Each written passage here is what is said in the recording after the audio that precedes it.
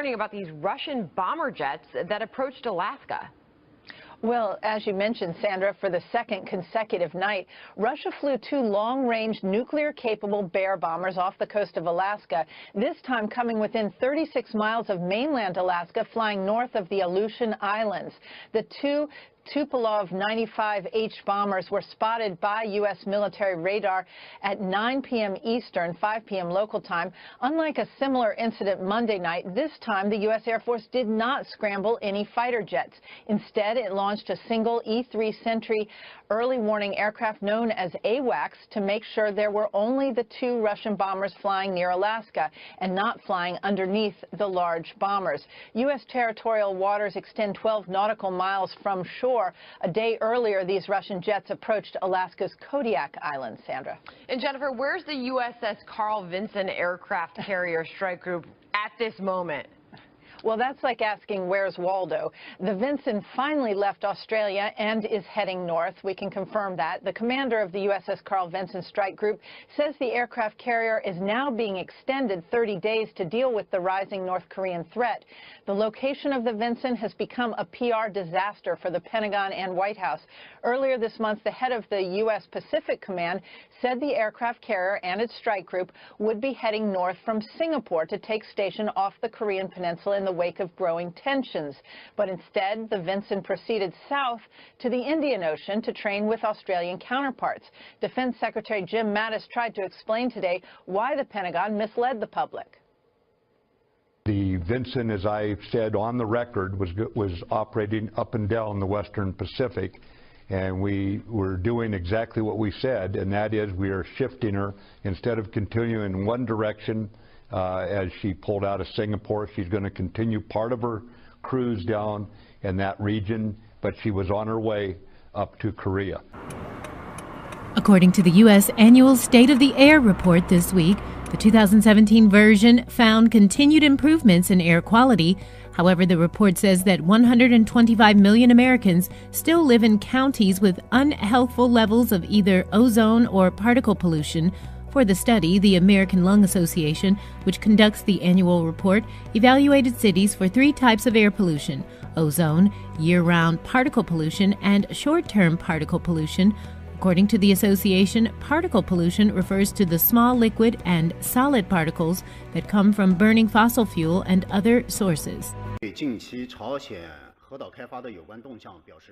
China is seriously concerned about the DPRK nuclear issue, and our position on the issue is clear and consistent. We have repeatedly stressed that as the situation on the Korean Peninsula is highly complicated and sensitive, that all parties concerned should exercise restraint and make joint efforts to ease tensions, rather than provoking each other and making things worse. Amid reports of a brutal crackdown on gay men in the Russian Republic of Chechnya, a number of witnesses and victims are now bolstering allegations of mass arrests and torture. Hundreds of gay men are being rounded up by the authorities there and held in appalling conditions in at least 3 detention centers. Gay activists say sexual minorities have for years been targeted in conservative Chechnya. The mainly Muslim republic is run by Ramzan Kadyrov, a Kremlin-backed strongman whose security forces are accused by human rights groups of abductions, killings, and other abuses. A Chechen government spokesman called the allegations of a gay crackdown in Chechnya an absolute lie and denied gay men exist in the republic. China, the State Council says China will advance more measures to cut taxes in an effort to reduce costs for the real economy. The council also said at a meeting on Wednesday that risk of mass unemployment has increased in some regions and sectors and pledged more support to address any potential rise in the jobless rate. That comes as the government plans to cut excess capacity in its mining sector and smokestack industries. The cuts are a part of efforts to improve China's economy and reduce pollution. However, the cuts threats to throw millions of people out of work. Meanwhile, the government said it will simplify the VAT system and cut taxes for agricultural products and natural gas effective July 1st. The council also said the government will increase income tax benefits for small firms and expects to cut the tax burden by more than 380 billion yuan, about $52 billion US. Rami Kamuni goes by candlelight to the bedside of his severely disabled son, Muhammad. Tenderly, he flexes the boy's withered limbs and taps on his back to clear his congested lungs. Electricity flows in the Kamuni's apartment just 6 hours a day, and 10-year-old Mohammed requires special equipment to maintain his breathing. But without power, it sits useless. To make matters worse, Kamuni is one of thousands of Gaza government employees whose salaries were slashed by 30% on orders from the Palestinian Authority government. He has a wife and 4 kids, including Mohammed, to take care of. Mohammed needs special food, special milk, special diapers. It's about 350 to 400 shekels a month. Now, after the salary cut, they give me only 700 shekels a month. I have no idea how to pay my expenses. The Kamuni family is representative of Gazans who now face severe hardships. After repeated wars and more than a decade of Israeli blockade, the most basic services are breaking down. Water is key to life, but due to the electricity shortage, Gaza's supplies are slowing to a trickle.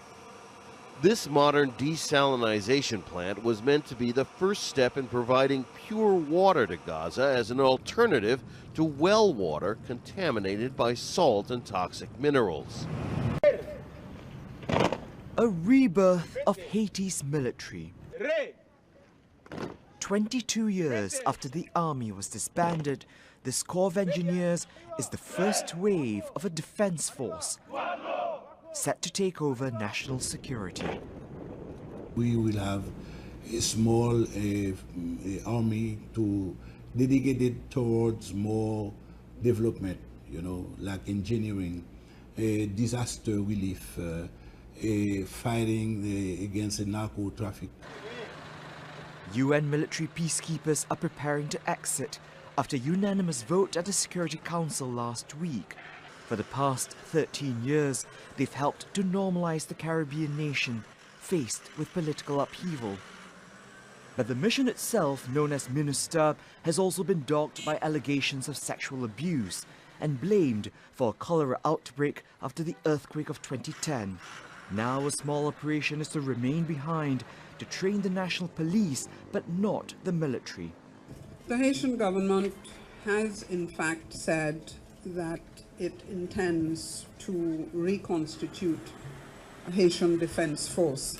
The UN and MINUSTAH in particular is not in a position to support or to contribute to this plan. Haitians have a complicated history with the army. The uniform is seen by many as a symbol of unbridled might, which helped secure generations of dictators. The military were always the ones who had the responsibility of repressive behavior, repression against the opposition. This new military is still in its infancy, hailed by some as another step towards self-reliance, but unnerving to others who fear a return to a vicious past. Gerald Tan, Al Jazeera. A Jewish real estate agent from Whitefish, Montana, is suing the founder of a neo-Nazi website who allegedly incited an anti-Semitic troll storm against the woman and her family. The suit claims that the Daily Stormer blogger Andrew Anglin urged his online followers to direct hundreds of hateful messages, including death threats and references to the Holocaust, to Tanya Gersh and her family. In a December blog post, Anglin wrote, "Tell them you are sickened by their Jew agenda. This is very important. Calling these people up and or sending them a quick message is very easy." The post listed Gersh's phone number and home address, along with her 12-year-old son's Twitter handle and her husband's contact information. A tsunami of threats ensued, according to the lawsuit.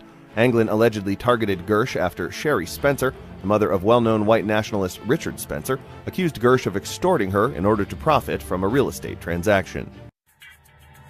On Wednesday, the Attorney Generals of the U.S. and Mexico announced that the former governor of the Mexican ruling party is facing charges in both countries.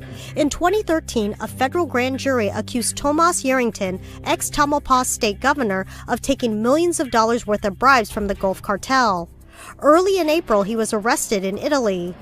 Depending on the agreement made between Italian officials, U.S. Attorney General Jeff Sessions and Mexican Attorney General Raul Cervantes Aldrande, Yarrington will be extradited to the U.S., where he will be tried first. Barring some sort of reprieve from Rupert Murdoch, Bill O'Reilly is probably on his way out at Fox News. Fox News hasn't responded to inquiries from the past day or so about mounting sexual harassment allegations. The final straw seems to be a new accuser, who claims that O'Reilly once called her hot chocolate and made grunty animal noises in an effort to sleep with her. The O'Reilly factor lost over 50 advertisers following news that he and 21st Century Fox paid a combined total of $13 million to settle sexual harassment suits over the years. Now, Murdoch's own Wall Street Journal is reporting that Fox is preparing to cut the cord. A final decision on Mr. O'Reilly's fate could come as early as the next several days. Muslim candidate Anies Baswedan has won the race to become the next governor of Jakarta. An unofficial ballot count shows the former education minister won with 58% of the vote. Jakarta's incumbent governor, Christian candidate Basuki Tjahaja Purnama, finished with 42% of the vote. Purnama currently faces blasphemy charges in court over comments he made about the Quran last year. The election was seen by many as a barometer for ethnic and religious tolerance in Indonesia, a largely Muslim nation. Studies have shown that pregnant women who take antidepressants, about 6% of expectant moms, are more likely to have children with autism. New research says the medication is not to blame. The fear has been that taking antidepressants during pregnancy increases the risk of autism in children. 2 new studies reveal that the case may not be the drugs themselves. They looked at a woman who took the drugs during one pregnancy and not the other, and found that the drugs do not increase the chances of autism between those siblings. Both studies found an increased risk of autism spectrum disorder, but said that other factors involved with the depression may be to blame. These problems include some psychological problems, genetic factors, and more environmental factors such as poor prenatal care. The study is an important warning to pregnant women who suffer from depression, which left untreated could lead to poor outcomes for mothers and babies. According to a study published in the journal Nature Climate Change, rising sea levels caused by climate change could drive U.S. coastal residents to areas far from the seaboard. Even landlocked states such as Arizona and Wyoming could see significant increases in population because of coastal migration by the year 2100. The University of Georgia researchers said the areas could also be unprepared to handle the surge. Nevada's Clark County, which is home to Las Vegas, is projected to see an influx of up to 117,000 climate migrants by the end of the century. On Tuesday, a church and Missouri officials have urged the U.S. Supreme Court to decide a dispute over public money going to religious entities. The Trinity Lutheran Church in Columbia, Missouri, wrote letters to the justices saying that the one-hour argument set for Wednesday should proceed. Last Thursday, Governor Eric Greitens reversed a policy that allows churches to at least seek state funds for playgrounds. Missouri's Constitution does not allow any church, sect, or denomination of religion from receiving state taxpayer money. En route to Parliament, message in hand. Feeling confident, Prime Minister? Towards Brexit and beyond, said the UK Prime Minister. Success in a snap general election would strengthen her position in tricky talks ahead with the European Union and provide long-term certainty. An enhanced parliamentary majority would also make it harder, she said, for those trying to frustrate her Brexit strategy. And that's why it's the right and responsible thing for all of us here today to vote for a general election, to make our respective cases to the country, and then to respect the result and the mandate it provides to give Britain the strongest possible hand in the negotiations to come. Another general election in the UK wasn't scheduled until 2020, hence the need for a parliamentary vote. For voters in Britain, this snap election will be the third time they've been to the polls in 3 years. On the streets of the capital, signs of voter fatigue. I don't really know why she's doing it, just for legitimacy of her own position really, which I think is just generally quite selfish. I think she's taking advantage of the fact that the Labour Party's in disarray. Conservatives would be the right party to lead us during the Brexit. Inside Parliament, opposition members of the House accuse the Prime Minister of political opportunism. The ayes to the right, 522. The noes to the left, 13. But she won the day with a commanding majority. So, just as Britain thought it was tuning up for 2 years of tricky talks with the European Union, the country now finds itself in the middle of a full-blown general election. A strategic masterstroke from the UK Prime Minister, or a risky gamble? The electorate will tell us on June the 8th.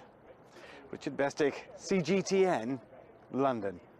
In Venezuela, rival demonstrations for and against President Nicolas Maduro are underway across the nation. Maduro's opponents are vowing to stage the mother of all protests, calling for him to step down. They demand the government present a timeline for new elections and halt police crackdowns on opposition protesters.